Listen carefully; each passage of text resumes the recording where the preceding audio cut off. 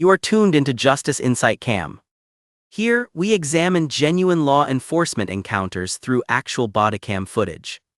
Rather than just watching, we investigate the underlying truths, legal principles, and key lessons of every stop. Let's pursue justice together. This is my room. I paid for it. Step away from the door, now. I'm not trespassing. Turn around. The first thing the body cam hears is the keycard beep. One short tone, then a pause, then a second beep, longer this time, like the lock is thinking about it. And in the tight, fluorescent silence of a hotel hallway at 11:48 p.m., that sound becomes a kind of proof, because the man holding the card isn't trying to break in. He's trying to go to sleep. His tie is loosened, his suit jacket is slung over one shoulder. One hand holds a phone with a booking confirmation glowing on the screen. The other hand, steady, tired, keeps offering the same little rectangle of plastic to the same little black slot. Behind him, the officer shifts his weight like someone who has already decided what this is. "Step away from the door," the officer says. The man turns slowly. His voice is calm, but it has that edge people get when they realize they're being treated like a stranger in a place they've paid to be. "I'm not trespassing," he says. "This is my room." The C officer's flashlight cuts across his chest, then his face. "You don't have to argue," the officer replies. "Hotel said you're not a guest." And right there, between the beeping lock and the officer's certainty, everything fractures. Because what happens next isn't just a misunderstanding. It becomes a lawsuit, a settlement, and a $1.9 million problem that forces a hotel chain to answer a question it never wanted asked out loud. How do you end up in handcuffs at the door of the room you paid for? Let's rewind, because this story doesn't start with an arrest.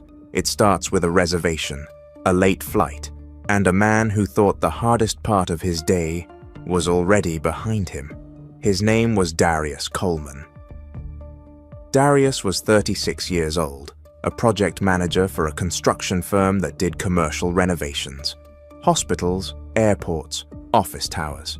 The kind of job that meant hard hats and meetings, blueprints and deadlines, and constant travel. He was good at it because he was the kind of person who stayed calm when everyone else panicked. That trait had helped him climb. It had helped him survive. And on that night, he was relying on it again. He'd been flown into a mid-sized city for a 2-day site walkthrough. Nothing glamorous, just a contract inspection, a few meetings with local crews, and an early morning start. His company booked him at a well-known hotel chain near the highway. Standard corporate decision. Safe, predictable, points on a loyalty account. Darius checked in around 6:20 p.m. The lobby smelled like lemon cleaner and coffee. The front desk worker, young, bored, polite, asked for his ID and a credit card. Darius handed them over. A few keystrokes, a printed slip, a key card. "Room 814, the clerk said, sliding the card across the counter. "Elevators are to the left." Darius nodded. He thanked him. He took his little bag. He went up. The room was exactly what he expected. Beige. Walls. A desk. A bed that looked untouched. A small bottle of shampoo, like every other bottle of shampoo in every other hotel he'd ever slept in. He dropped his bag, answered a few work emails, and left to grab dinner. And this is where the story gets dangerous, because the thing that triggers it isn't a fight. It isn't an alarm. It's something smaller, a mistake, or maybe not a mistake. Around 9:40 p.m., Darius returned. He rode the elevator up with a couple wearing matching lanyards from a conference downstairs. He nodded politely. He stepped out on the 8th floor. And he noticed something he hadn't earlier. 2 security cameras, one near the elevator, one near the end of the hallway. Hotels have cameras everywhere. Most people stop noticing. But Darius noticed, maybe because he'd learned over years that sometimes you needed to know where the eyes were. He walked to room 814. He swiped the key. The door opened. Normal. He went inside. "Here you are," showered. He called his sister. He joked about the hotel carpet, how it always looked like a crime scene from the 80s. He set an alarm for 6 a.m., and at 11:15 p.m. he left again. Not to go out, to grab ice, because his head was starting to ache and he wanted to put something cold on his forehead. That's it. A man in gym shorts and a t-shirt, walking down a hotel hallway with a plastic bucket. He came back to his door, and that's when the key card didn't work. Beep, red light, beep, red light. He frowned, tried again, then checked the card like it might have suddenly expired in his hand. Sometimes hotel keys demagnetize, sometimes the lock glitches. It happens. So Darius did what any guest does. He walked back to the elevator. He went down to the lobby. And this is where things start to tilt. The night clerk wasn't the same person from earlier. This clerk was older, tired. That tired you get around midnight when your brain is running on autopilot. Darius approached the desk. "Hey," he said, keeping it friendly. "My key stopped working. Room 814. The clerk asked for his name. "Coleman," Darius said. The clerk typed, paused, typed again, then glanced up. "Are you sure you're in 814? Darius blinked. "Yes," he said. "I checked in earlier." The clerk's eyes flicked to the screen. "I don't see a Coleman," he said. Darius felt the first flicker of irritation. Not anger, a warning bell, because he knew his name. He knew he'd checked in. He had the receipt email. He pulled out his phone. "I've got the confirmation right here," he said, turning the screen toward the clerk. The clerk leaned forward, squinting. Darius watched his face, and he watched something subtle happen. The clerk's posture shifted, his shoulders tightened. He didn't look at the phone for long. He looked at Darius, then he looked back at the screen. Then he said, "1 second," and he disappeared into a back office. Darius stood there holding his phone out like an offering. 10 seconds, 20, 30. You can feel 30 seconds when you're standing alone in a quiet lobby. He heard muffled voices behind the door. Not a conversation, more like a consultation.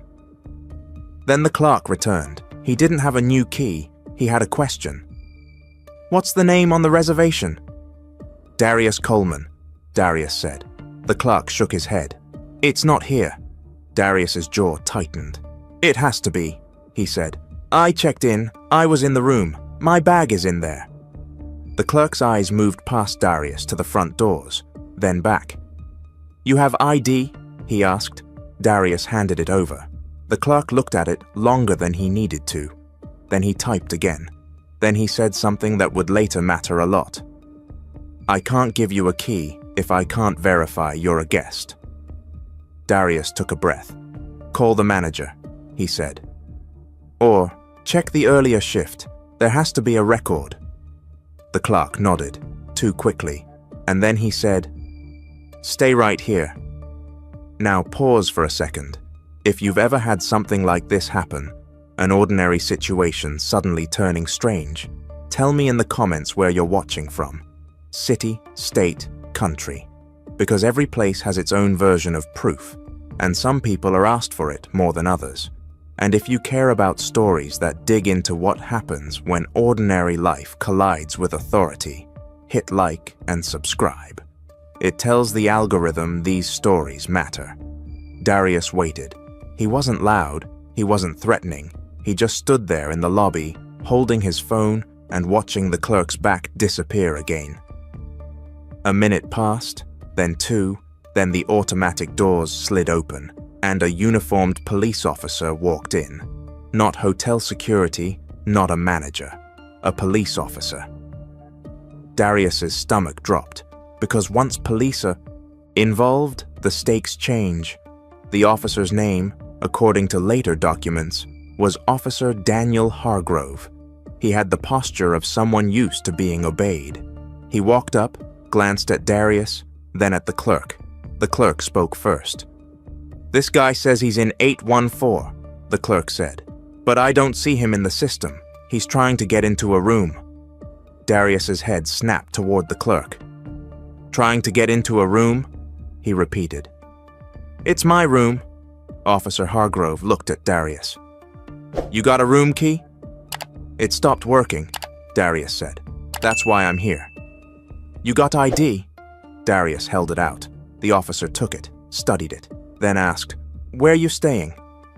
"Room 814, Darius said, trying to keep his voice steady. The officer nodded slowly, then looked at the clerk.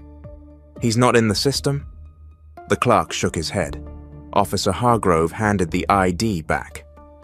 "All right," he said. "We're gonna go up there and sort this out."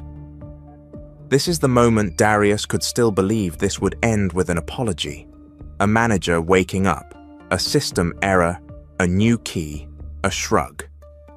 Instead, the elevator ride felt like a trap closing, because the officer didn't talk. He didn't ask questions that sounded like he wanted answers. He asked questions that sounded like he wanted compliance. "What are you doing in town?" "Work," Darius said. "With who?"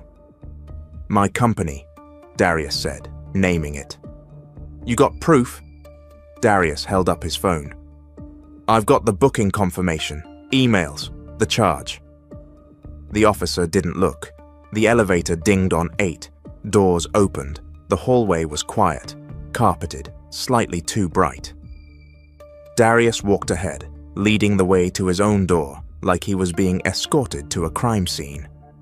When they reached room 814, Darius stopped. He turned to the officer. "Look," he said, "I'm not trying to be difficult. My stuff is in there. I checked in at 6:20. Officer Hargrove stood close enough that Darius could smell mint gum. "Just open the door," he said. Darius raised the keycard. Beep. Red light. Beep. Then the lock flashed green. It clicked. The door opened. Darius exhaled like the world had just proven him right. You can see it in his shoulders. The tiny relief. He stepped forward. That's when Officer Hargrove said, "Hold up." Darius froze. "What?" "You said it wasn't working," the officer said. "It wasn't," Darius replied. "Sometimes it takes—" "You been in this room tonight?" "Yes," Darius said. Officer Hargrove's voice got colder. "You understand how this looks?" Darius stared at him. "How it looks?" Then the officer did something subtle but devastating. He turned his body so the doorway was behind him, blocking it, and he said, "Step away from the door." Darius's heartbeat spiked. "Why?" he asked. "Because I'm telling you," the officer said. Darius took one slow step back. He held up his phone. "Here," he said. "This is the confirmation. Here's the email. Here's the charge. My name is on—" Officer Hargrove cut him off. "Put the phone away," he said. Darius blinked. "What?" "Put it away," the officer repeated, and you can hear it in the body cam audio, the change in Darius's voice. Not fear, not yet, but the realization. This isn't about verifying. This is about control.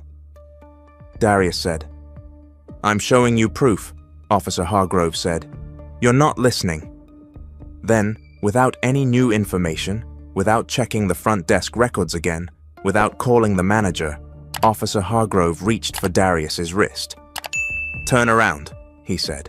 Darius pulled back instinctively. "Are you serious?" he asked. Officer Hargrove's hand tightened. "Turn around," he repeated. Darius's voice rose, just a notch. "I'm in my hotel. I paid for this room. Why are you touching me?"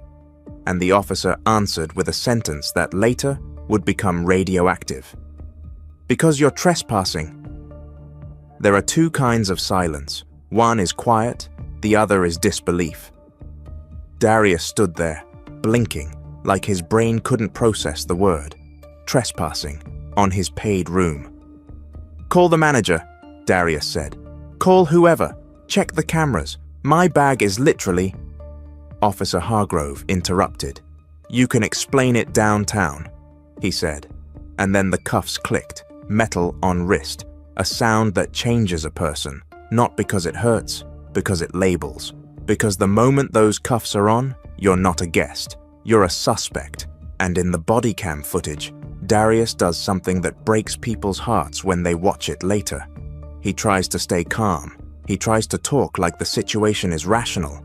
I have the receipt, he says, voice tighter now. My company booked it. I can show you the email.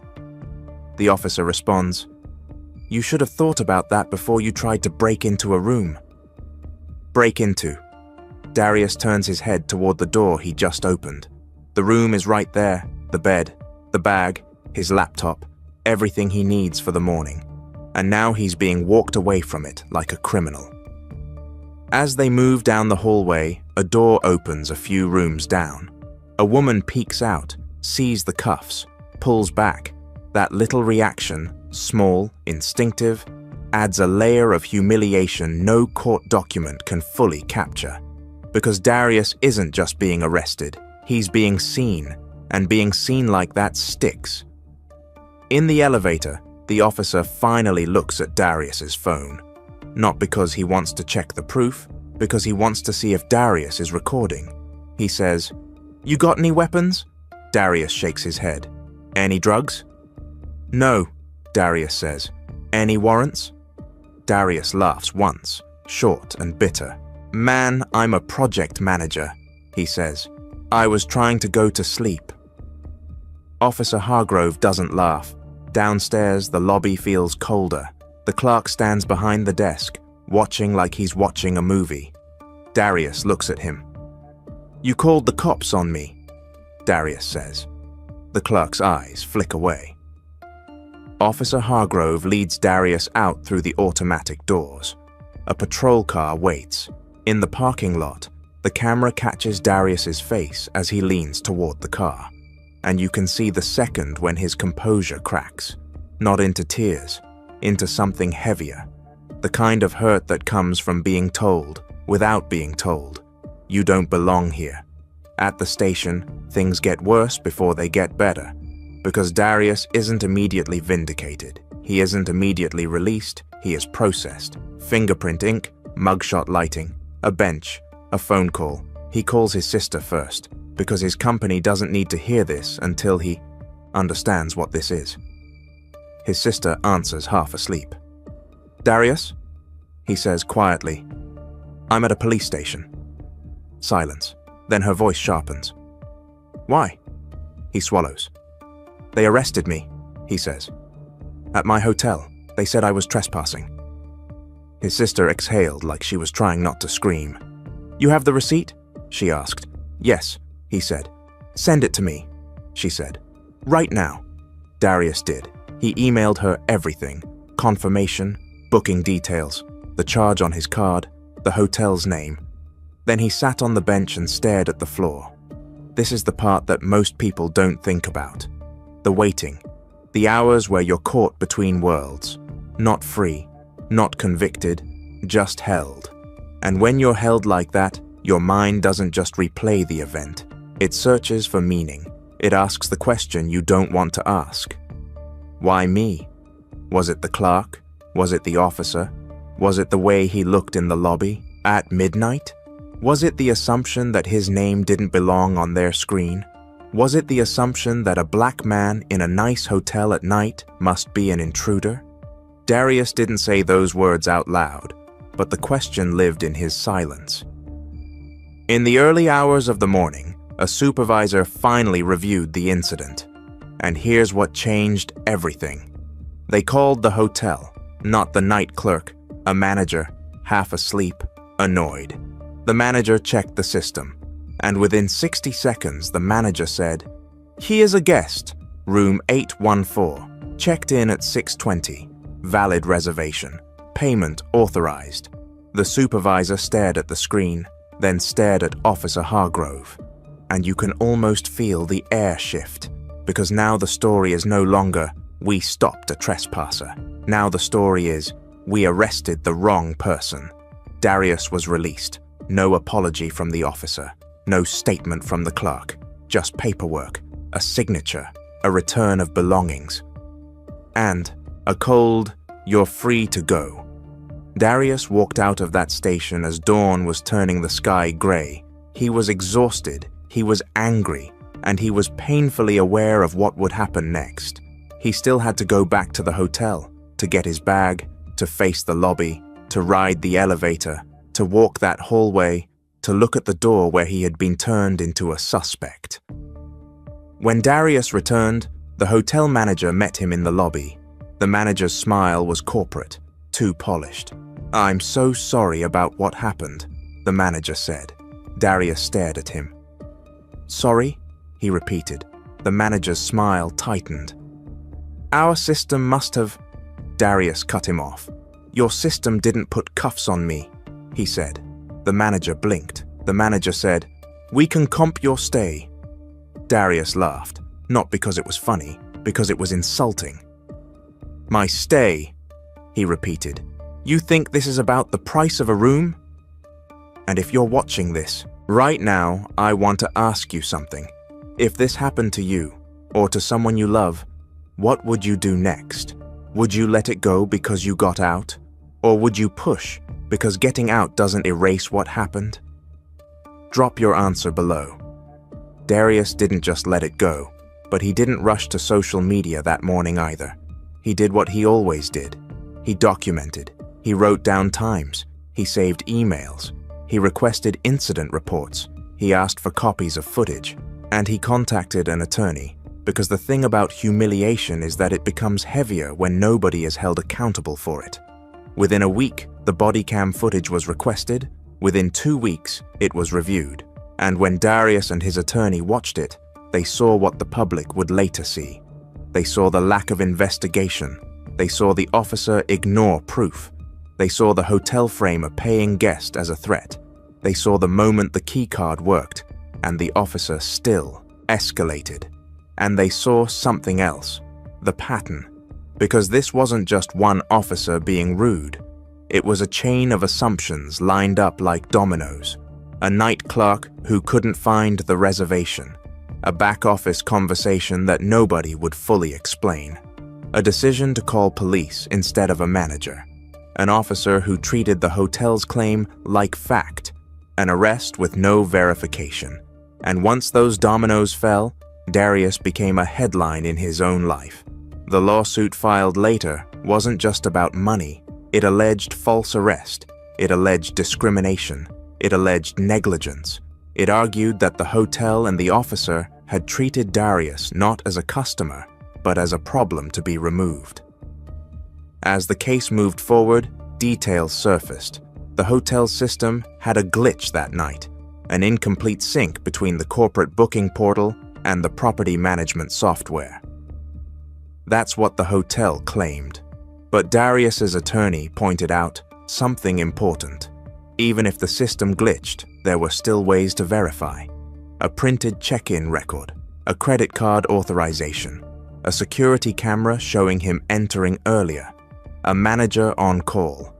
Instead, the hotel escalated straight to law enforcement. And once law enforcement arrived, verification became secondary to authority. Depositions made the story sharper. The night clerk admitted he was uncertain, but he still called police. Officer Hargrove said he acted on reasonable suspicion. Reasonable, but he never asked the hotel to double-check, never called the manager, never checked the room for Darius's belongings before arresting him, never looked at the confirmation on the phone. And here's the hard part. If you strip away the legal language, what remains is simple. A paying customer was treated like an intruder, because the people in power believed the intruder story more easily than the customer story. The body cam video didn't go viral immediately. These cases often don't. Sometimes they live in court files for months. But when it became public, through records requests and reporting, the reaction was immediate. People watched the clip of Darius standing at his own door. People heard his calm voice. People heard the officer say, "trespassing." and they felt that familiar anger because it wasn't hard to imagine. All you had to do was picture yourself in his place, or picture your brother, your son, your father, a man trying to sleep, and suddenly treated like he didn't belong. Public pressure did what internal reviews often avoid. It forced statements. The police department announced an investigation. The hotel chain announced, "We take this seriously." Those phrases are always the same. But behind the scenes, the calculations were different. A trial would mean a jury watching the body cam in full. A trial would mean questioning policies, training, past, incidents, patterns. A trial would mean witnesses under oath, and a hotel chain does not want its brand associated with the phrase, "arrested in his paid room." Settlement talks intensified. Numbers went back and forth. The hotel chain's attorneys wanted confidentiality. Darius wanted accountability. And in the end, the figure that landed on the table was $1.9 million. Not because that number restores a night, not because it erases a mugshot, but because it was the price of avoiding a jury. The settlement included policy changes, according to Darius's attorney. Training for front desk staff, clear protocols for verifying guests, a requirement to contact management before calling police on a claimed guest, and a public statement that, carefully worded, still had one unmistakable truth buried inside it. This should not have happened. Officer Hargrove faced internal discipline. The department said it reviewed procedures. Whether that changed behavior, long-term is harder to measure, because systems are good at adapting without transforming. But Darius did not disappear. He went back to work. He traveled again. He checked into hotels again. And if you think that means the story ended, you've never carried something like this, because the aftermath doesn't live in the settlement. It lives in the small moments. A lock clicking, a clerk asking your name a little too sharply, a cop walking into a lobby, a hallway at night. You don't forget that feeling. Darius later described it to a friend like this. Imagine paying for safety, and then being punished for standing where you paid to stand. That's the core of it. This wasn't a random street encounter.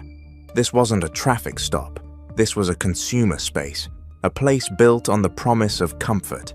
And in that space, authority still found a way to say, "You don't belong." There's a reason this case hit people so hard, because it exposes how thin the line is between ordinary life and criminalization, how quickly uncertainty becomes suspicion, how quickly suspicion becomes cuffs, and how often the people on the receiving end are asked to prove they deserve the benefit of the doubt. The $1.9 million wasn't just a payout, it was a headline, a warning, a reminder to institutions that image isn't enough when footage exists, because body cams do something paperwork can't. They show tone, they show hesitation, they show choices. And in this case, the camera showed a choice being made over and over again, to escalate, to assume, to control, instead of to verify. In the end, the hotel chain's money didn't buy forgiveness. It bought a conclusion that says, this happened, and it cost us. But the real cost, the human cost, was paid in a moment most people will never see on a spreadsheet. A man standing in a hallway, holding a keycard and a phone, trying to go to sleep, and hearing an officer say the word trespassing like it's a fact. So here's the final question. If a paying guest can be arrested at the door of his own room, what does that say about the rules of belonging? Because the lock recognized him. The key turned green, the door opened, and still, someone decided he didn't belong on the other side. That's what this story shows. Not just one bad night, but a pattern, a reflex, and the power of a camera to make that reflex visible. And maybe, if enough people keep watching, keep documenting, keep refusing to accept sorry as the final word, the next time a keycard beeps in a quiet hallway, it won't be the start of a lawsuit. It'll just be a man going back to his room. The way it should have been, all along. Thank you for your time. Should this video have broadened your understanding, please support us by liking, sharing, and subscribing to Justice Insight Cam. Keep yourself informed, stay safe, and await our upcoming broadcast.